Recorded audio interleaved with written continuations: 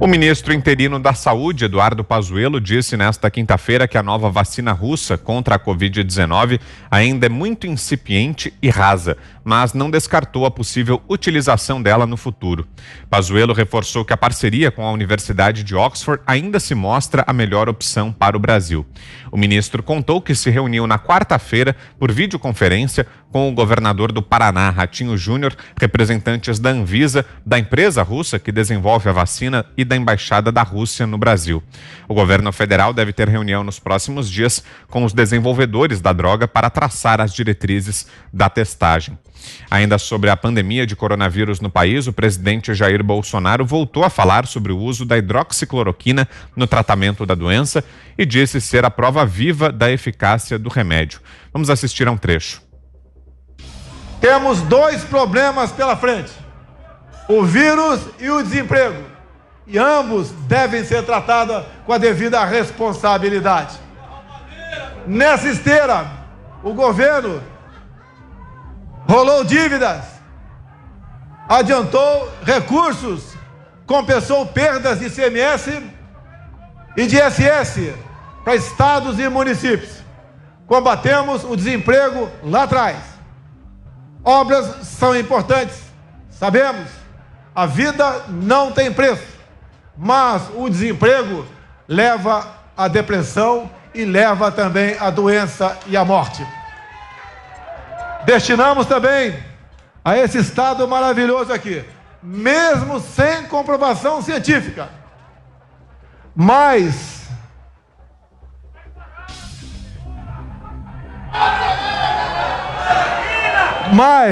de 400 mil unidades de cloroquina para o tratamento precoce da população. Eu sou a prova viva que deu certo. Muitos médicos defendem esse tratamento. E sabemos que mais de 100 mil pessoas morreram no Brasil que, caso tivessem sido tratados lá atrás, com esse medicamento, poderiam essas vidas terem sido evitadas. E mais ainda, aqueles que criticaram a hidroxicloroquina não apresentaram alternativas. E eu tenho orgulho de dizer a vocês que estamos com 1 ano e meio de governo, sem uma sequer denúncia de corrupção. Se porventura isso ocorrer, nós tomaremos as medidas cabíveis. Bolsonaro desembarcou em Belém, no Pará, na manhã desta quinta-feira. Ele viajou à capital paraense para participar da inauguração da primeira etapa das obras do Porto Futuro, um espaço de lazer e turismo no centro da cidade. Sobre a viagem, na imprensa, o que se viu novamente foi a mesma manchete: Bolsonaro sem máscara provoca aglomeração. Nas redes sociais, o presidente publicou um vídeo em que é recebido pela população no Pará. Vamos acompanhar. Então a gente consegue ver o presidente, muita gente ao redor dele, recebendo o presidente com festa nessa viagem aí hoje a Belém do Pará, gente com guarda-chuva, com as cores da bandeira do Brasil, a bandeira levantada, enfim, muita festa ali na chegada do presidente. Guilherme Fiuza, começo essa com você. Queria ouvir sobre essas declarações de hoje do presidente. O que achou das manifestações, Fiuza? O presidente tem um desafio, talvez o maior desafio que um estadista pode ter, que é a saída dessa pandemia, né? Ele está tentando traçar esse desenho de uma saída liderada pelo governo, porque acho que todos os governos, diante de um flagelo desse tamanho, se enfraquecem, né? Todos os governos se tornam alvo de cobrança, de insatisfação, principalmente no tipo de epidemia e de reação que se fez à epidemia de coronavírus. Você teve um enorme tombo econômico, né? O governo destinou, quer dizer, o que você tinha de economia prevista na reforma da Previdência para 10 anos foi destinado aí praticamente em 6 meses como socorro. Então, o presidente sente que tem a possibilidade de liderar essa retomada, né, da normalidade, ou enfim, né, da faixa possível aí de funcionamento da sociedade após a pandemia. E eu acho que ele está testando isso.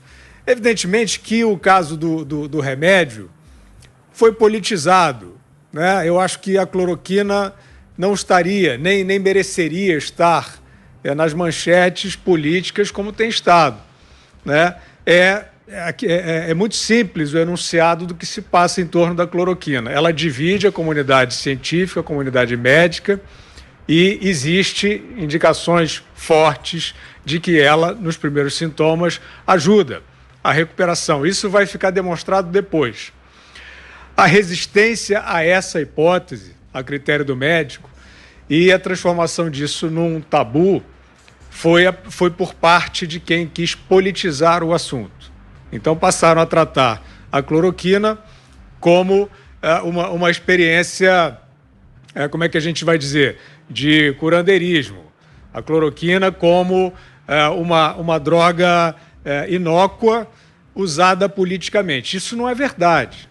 Isso não é verdade, né? Quer dizer, tem aí uma série de estudos que não são conclusivos, mas são indicativos de que há, sim, a possibilidade, né, dessa terapêutica inibir a multiplicação do vírus no organismo.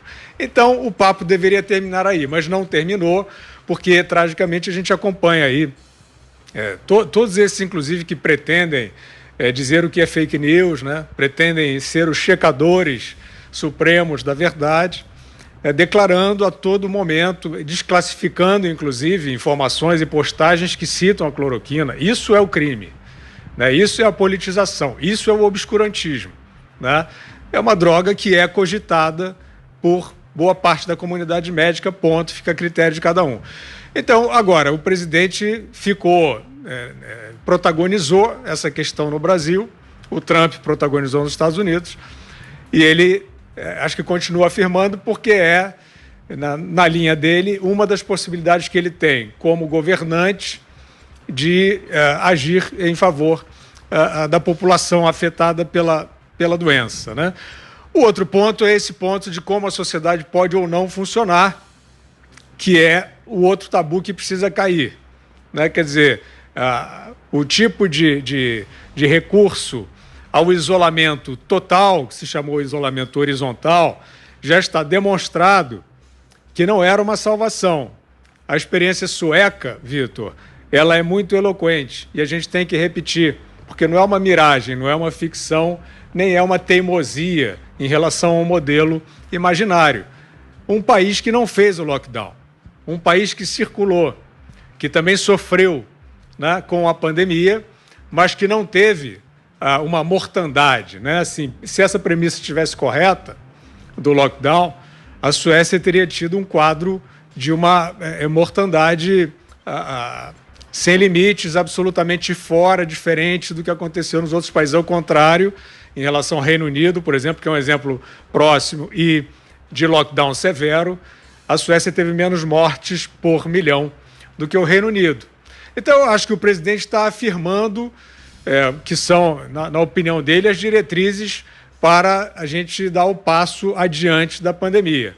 Uma circulação responsável, sem lockdown, e o uso da cloroquina para sintomáticos em estágio inicial.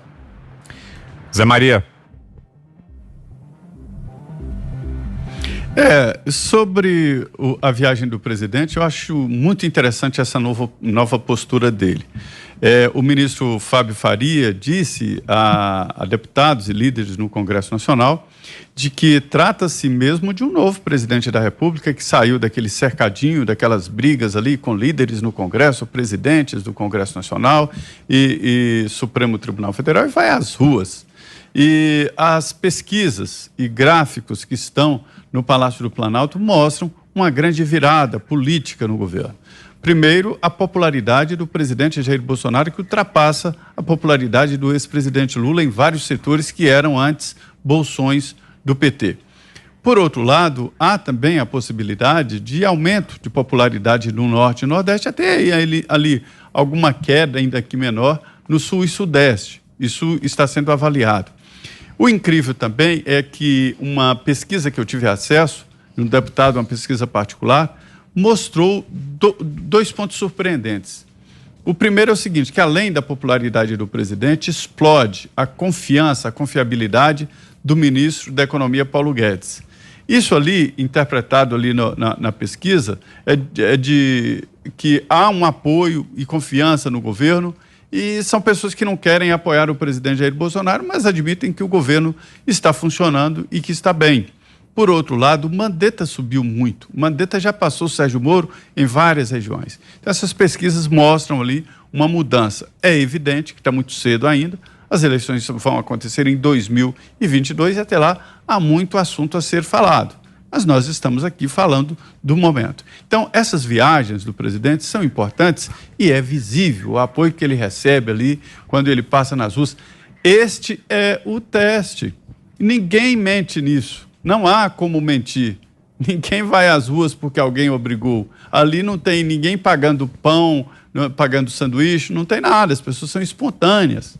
Agora, a aglomeração é natural. Por outro lado, sobre o uso da cloroquina, eu acho que não se deve evitar a cloroquina ou dizer não a nenhum medicamento. Eu só entendo que este papel de indicar ou não qualquer medicamento, desde uma simples dor de cabeça, né, é do médico. O médico é que vai definir isso. Eu não lido muito bem com essa história de ficar indicando ou cancelando qualquer tipo de medicamento. Eu tomaria qualquer um se o médico dissesse, olha, a situação aqui é essa e tal, e você vai tomar isso. Eu pego a receita, vou lá na farmácia com a maior naturalidade do mundo e mando aviar a receita. Esse termo é bom. Então, é isso que eu penso dos remédios. O presidente Jair Bolsonaro, inicialmente, logo no início, acreditou que a pandemia seria curada com um remédio. Ele foi convencido a isso, né, de que não aconteceria isso. Eu comungo hoje com a ideia, olha, o presidente estava certo quando ele diz que esse distanciamento social, essa quarentena, isso não funciona, não dá certo. Nós falamos disso aqui exaustamente. Nós fomos à exaustão aqui nesse debate, né? Se um sai para trabalhar, vai lá e traz o vírus para casa. Hoje, 80% das pessoas que são infectadas durante a quarentena e fazendo a quarentena em casa. Quer que eu prove? O governador de São Paulo, ele não defende a quarentena, ele não faz a quarentena, ele não anda cheio de cuidados, está com o vírus, então não tem jeito, né? O que se tem que ser feito é a proteção do aparato de saúde, dos hospitais. Esta é a proteção e eu vou insistir aqui. Mentem para você quando dizem, olha, poderia ser evitado. Não poderia, nenhuma morte poderia ser evitado, né? Ninguém é mágico para evitar, pois não.